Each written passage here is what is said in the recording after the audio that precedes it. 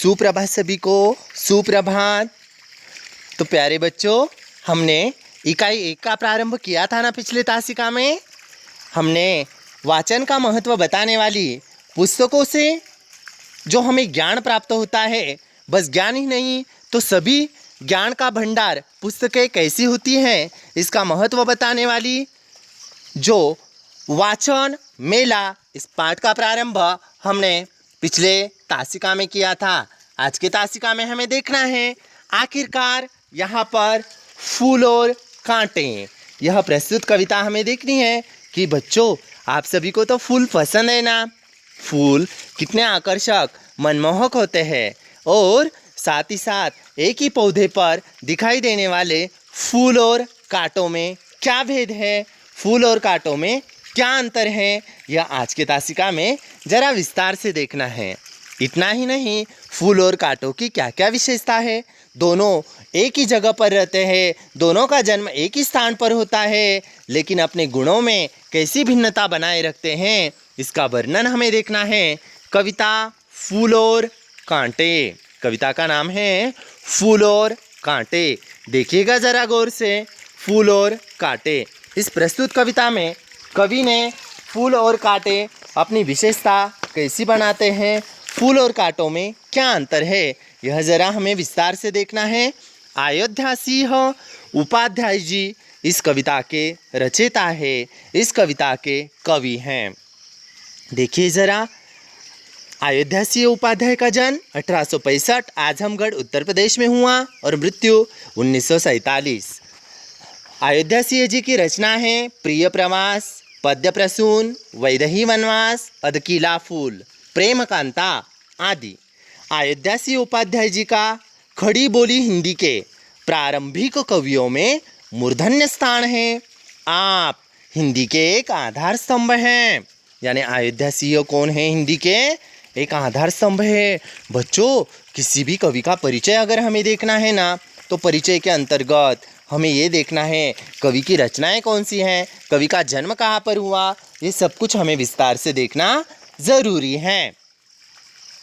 अयोध्या सिंह उपाध्याय जी का खड़ी बोली हिंदी के प्रारंभिक कवियों में मूर्धन्य स्थान है।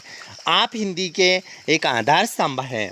प्रस्तुत कविता में कवि ने स्पष्ट किया है कि मनुष्य विशिष्ट कुल में जन्म लेने से नहीं बल्कि अपने कर्मों से बड़ा होता है। इसीलिए तो कहा जाता है ना, कर्मण्यवाधिकारस्ते मा फलेषु कदाचनम। कर्म की अपेक्षा न कर फल की अपेक्षा न करते हुए किया हुआ कार्य ही सबसे बड़ा सर्वश्रेष्ठ कहलाता है। तो चलो प्रारंभ करते हैं कविता फूल और कांटे, जिसके रचयिता अयोध्या सिंह उपाध्याय हरिऔध। देखो, हे जन्म लेते जग में एक ही, हे जन्म लेते जग में एक ही, एक ही पौधा उन्हें पालता। हे जन्म लेते जग में ही एक ही पौधा उन्हें पालता। रात में उन पर चमकता चांद भी एक ही सी चांदनी है डालता। यानी कवि कहना चाहते हैं कि यहाँ पर फूल और कांटा एक ही स्थान पर जन्म लेते हैं और उन्हें पालने वाला, उनका पालन पोषण करने वाला, उन्हें संभालने वाला एक ही पौधा होता है। जिस तरह अपने परिवार में बड़े, अपने माता पिता, अपने परिवार के सदस्य हमें पालते हैं, पोसते हैं, अपना ख्याल रखते हैं, ठीक उसी तरह एक ही पौधा फूल और कांटों को पालता है, संभालता है। ऐसा वर्णन यहाँ पर किया है। रात में उन पर चमकता चांद भी। चांद कब चमकता है, दिन में या रात में? जी हाँ बच्चों, रात में चमकता चांद भी। चांद के दर्शन हमें रात में होते हैं चंदा मामा के, तो सूरज के दर्शन दिन में होते हैं।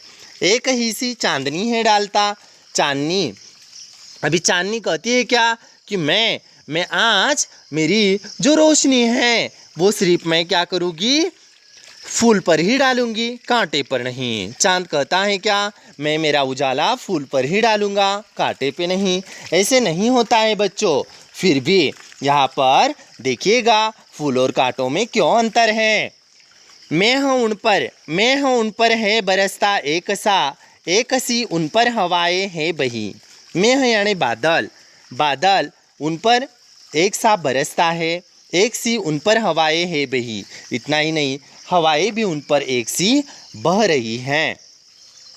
पर सदाई यह दिखाता है हमें, ढंग उनके एक से होते नहीं। उनके ढंग, उनकी पद्धति, उनका तरीका एक सा होता नहीं। बादल भी फूल और कांटों के लिए समान ही है, लेकिन उनके ढंग, उनकी पद्धति, उनके गुण अलग अलग है। एक औरों को अपनी ओर खींचता है, आकर्षित करता है, तो एक औरों को दुख, औरों को दर्द, औरों को पीड़ा पहुंचाता है। यहाँ पर दोनों की भिन्नता बताई गई है। तो अगले चरण में देखिएगा बच्चों, छेद कर काटा किसी की उंगलियां, फाड़ देता है किसी का वरवसन। छेद कर काटा किसी की उंगलियां, फाड़ देता है किसी का वरवसन।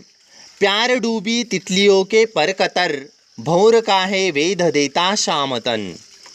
काटा क्या करता है पता है? छेदता है किसी की उंगलियां। काटा किसी की उंगलियां क्या कर देता है? छेद देता है, फाड़ देता है किसी का वरवसन। काटा यहाँ पर औरों की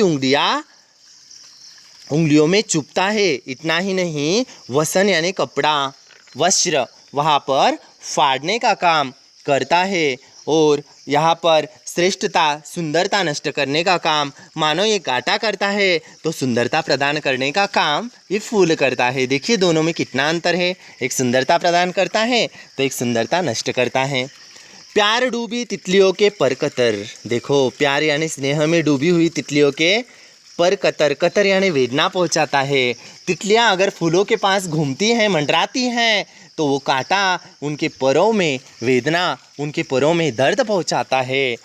प्यार डूबी तितलियों के पर कतर यहाँ पर बताया गया है।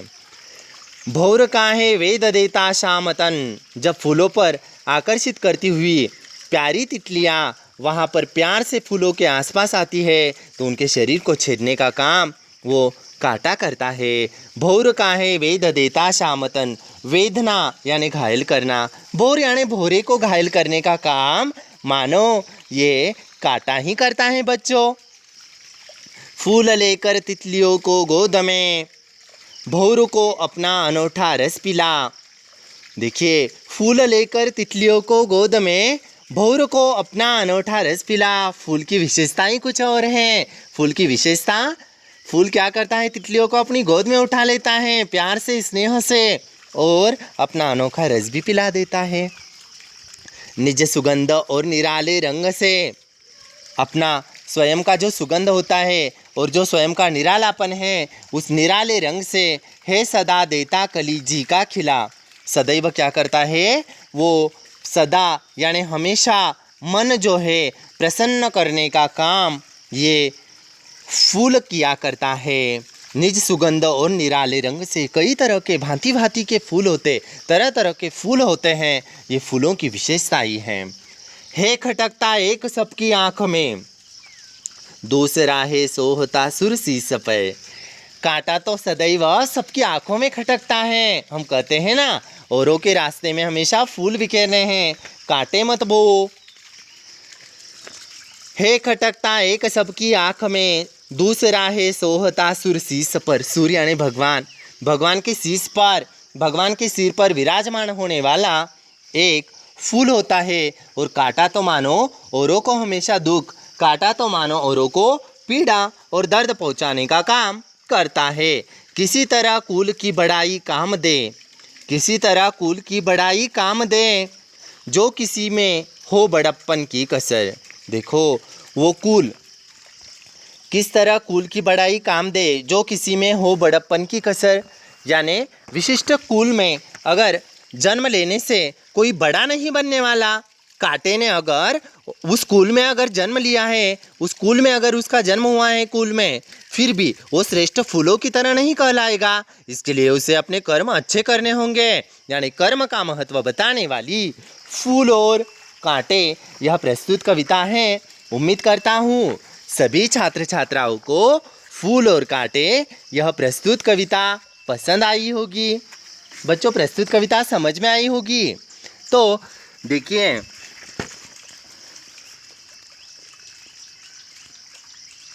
प्रस्तुत कविता का पठन मैं फिर से आपके सामने दोहराता हूँ। है जन्म लेते जगह में एक ही पौधा उन्हें है पालता।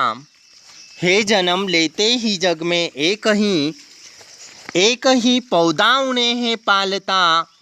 रात में उन पर चमकता चांद भी एक ही सी चांदनी है डालता।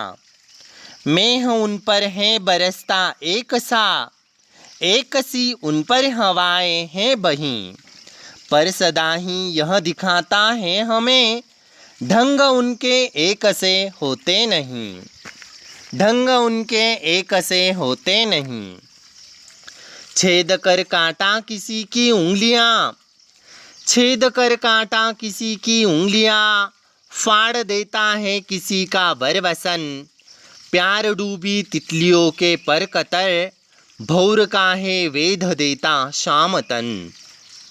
फूल लेकर तितलियों को गोद में, फूल लेकर तितलियों को गोद में, भौर को अपना अनूठा रस पिला। निज सुगंध और निराले रंग से है सदा देता कलीजी का खिला। है खटकता एक सबकी आँख में, है खटकता एक सबकी आँख में, दूसरा है सोहता सुरसीस पर। किस तरह कुल की बढ़ाई काम दे, जो किसी में हो बड़प्पन की कसर। जो किसी में हो बड़प्पन की कसर, जो किसी में हो बड़प्पन की कसर। तो बच्चों, प्रस्तुत जो फूल और कांटे हैं ना, इसमें मेह यानी बादल, वर यानी श्रेष्ठ, वर यानी सुंदर, वसन यानी वस्त्र कपड़ा, वेदना यानी घायल करना, भोर यानी भोरा, जी यानी मन, सोहना यानी शोभा देना, शीस सिर, जी की कली खिलना, खुश होना। कक्षा में प्रथम आकर शाम के जी की कली खिल गई। नए खिलौने देखकर सचिन के जी की कली खिल गई। नए कपड़े देखकर सीता के जी की कली खिल गई। कई सारे वाक्य आप बना सकते हो। ये मुहावरा है, जी की कली खिलना, खुश होना। जी की कली खिलना, खुश होना। बच्चों, खोजबीन के अंतर्गत आपको आसपास के पेड़ पौधों का वर्गीकरण करना है। छोटे, मध्यम और बड़े। छोटे, बड़े और मध्यम पेड़ पौधों का वर्गीकरण आप कीजिए।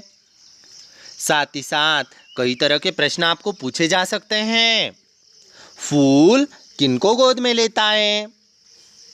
फूल किनको गोद में लेता है?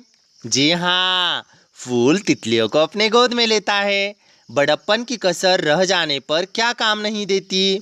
देखो, बड़प्पन की कसर रह जाने पर कुल की बड़ाई कोई काम नहीं देती। कौन एक सा बरसता है? मेघ एक सा बरसता है। फूल किसको रस पिलाता है? देखो, भौरों को फूल अपना अनूठा रस पिलाता है।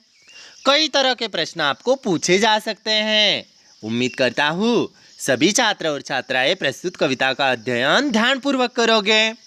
चलो बच्चों, मिलते हैं अगले तासिका में नया अध्याय लेकर। धन्यवाद।